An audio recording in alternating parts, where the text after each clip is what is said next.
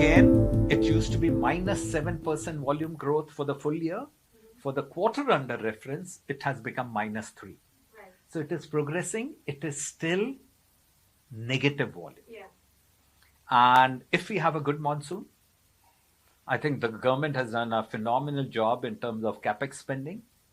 Yeah. And if we start getting a multiplier effect of that with a good monsoon, and if our GDP growth rate, which on all estimates today, it would be anywhere between 6 and 6.5%, I think we should start seeing first the negative volume growth plateauing and then hopefully starting to go up. Because the rural incomes are much lower on an average basis. The commodity prices have been very high. But if things stabilize and the prices go down, we will pass on the benefits to the consumers and we should start seeing the volume improving. If you look at rural consumption last year, there were two factors that contributed to the rural consumption stress. Number one, there was significant food inflation. Now, whenever there is high food inflation, since there is a limited disposable income, what people tend to do is to titrate or downgrade FMCG consumption.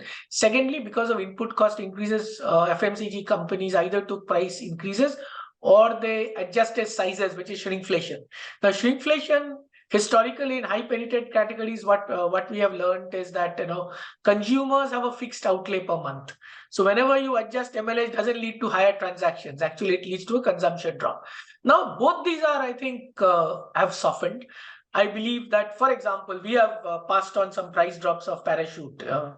And I think also the food inflation has reduced. And also, I think we'll be anniversarizing that thing that started off in March last year. So you look at the combination of all three, all I can say is the rural consumption decline has bottomed out. Even if you see quarterly, the trends are improving. Now, it will be a gradual improvement and also depends on how the monsoon pans out. The volume growth is flattish or 1%. However, in terms of actual cases, our case growth is 11% in the quarter and 14% on a full year basis. This demonstrates that we are selling more and more of products. It's increasing our penetrations. It is generating trials.